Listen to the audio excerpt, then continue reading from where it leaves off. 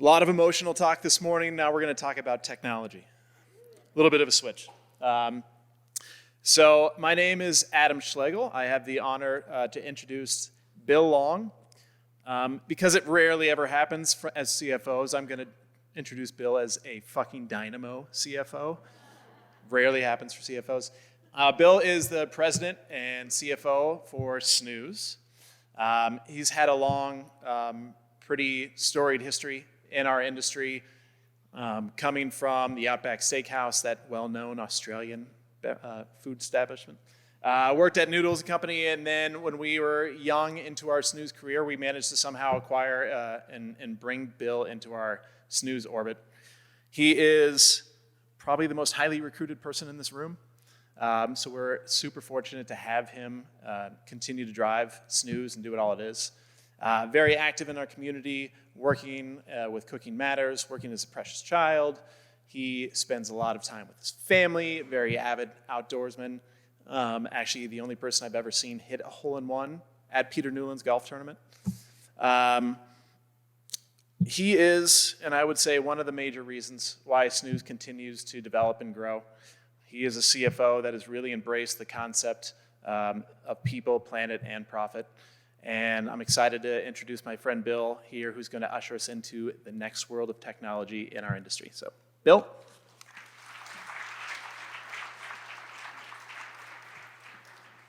Hi, everybody. Thank you, Adam. What an inspirational morning. Sorry we have to talk about technology now. I feel a little silly moving from this morning to Homer Simpson, but this was the best thing I could think of in starting a conversation about technology, because I really do think we've all felt like this at some point in our lives, maybe even this morning, right? But the reality is that technology is all around us in our industry. It's really driving and guiding a lot of what we do on a day-to-day basis. And when technology is at its best, it really does allow us to operate more efficiently and to create better experiences for our guests and for our employees. So there was a survey last year of small and independent restaurant operators, which is where all the data is going to come from that you see here today. But 75% of small and independent operators say they're going to adopt new technology in the next 12 months. 71% of them say they're going to be spending more on technology in the next 12 months. I really hope none of you are in the 4% that are adopting new technology and thinking you're not going to spend more, because that's not a possibility. So if you're part of the 4%, we can talk later. One thing that we don't lack in our industry is choice, and choice in partners. This is a restaurant technology map that you absolutely cannot read, and that is on purpose. This is from 2001. There are over 231 different companies represented on this map across 16 different verticals, right? I know of several companies that aren't on this map. Let's just go ahead and say there's 250 different companies that represent our industry across these 16 different verticals to try to help us solve the problems that we have before us. One of the hardest things in dealing with a landscape that is this fragmented is figuring out where to start and how to navigate it. And so that's what we're going to talk about today. I really like to use logic and decision making around how we do this. And so we're going to talk about these three things. And if there's one thing you take away from the talk today, it is this: stay informed, have a point of view on the technology, and prioritize. So when we talk about staying informed, I think everyone in this room would say, look, I'm a restaurateur. I don't need to know everything there is about technology. My competitive advantage lies in the food, the service, the ambiance, the experience that I provide, right? No one has ever said, I just went to this amazing new restaurant. You should see the kitchen display system that they're using, right? That just doesn't happen. That's not where your competitive advantage lies. But the reality is we're more than restaurant operators. We are all business operators too. And we operate in one of the most competitive industries that exists in the landscape today.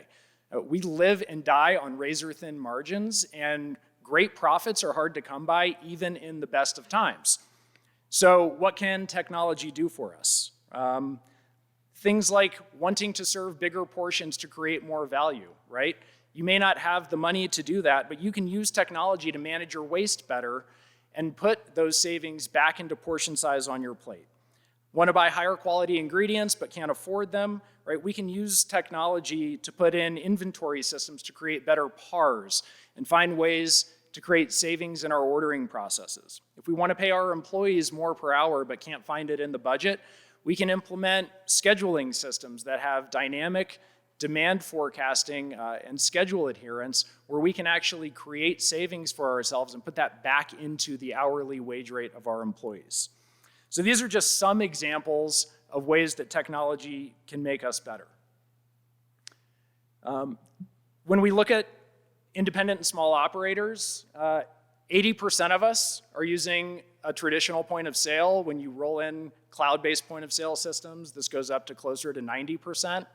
What's really amazing, though, is that the drop-off from a point of sale technology to the next most used technology is really only 1 in 4 operators using accounting platforms, loyalty platforms, first-party online ordering. So technology, while readily available, is not widely adopted across our industry, particularly in the independent space.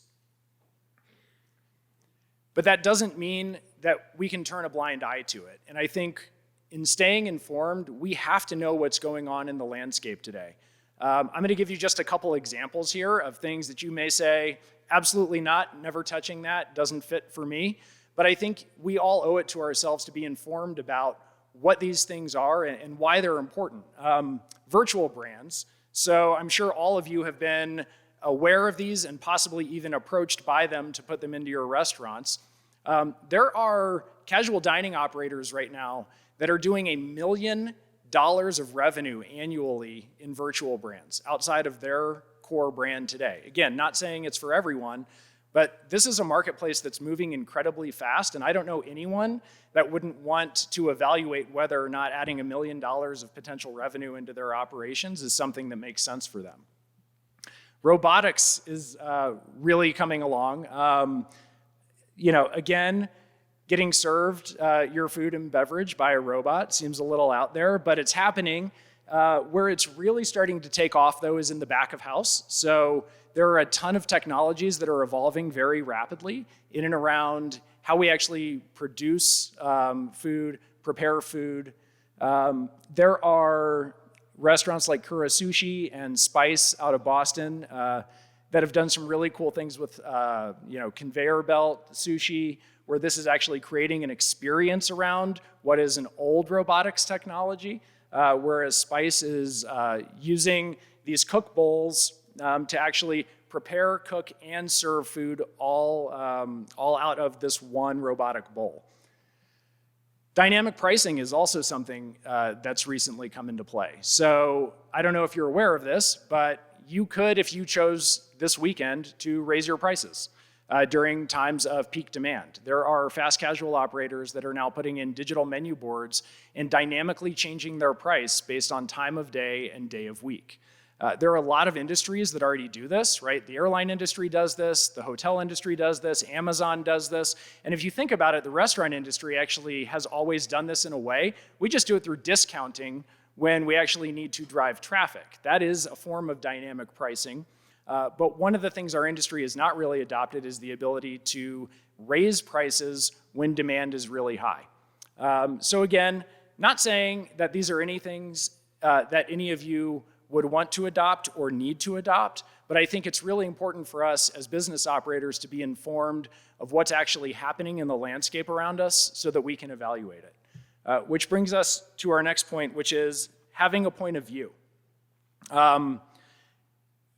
You owe it to yourself to know what's happening in the landscape and then have a point of view on whether or not it works within your restaurant, within the experience that you're trying to provide. When there are 250 different technology operators out there trying to sell business into you, they are all going to have a point of view on why their technology is necessary, why it works the best, and it's up to you to be able to see through whether or not it works within your restaurant. So Case in point, QR codes, right? These are things that really were very low adopted prior to the pandemic. During the pandemic, when we were all worried about contact, social distancing, QR menu, QR pay became rapidly adopted. Most of you probably have experimented with this and may still have these in place in your restaurant today.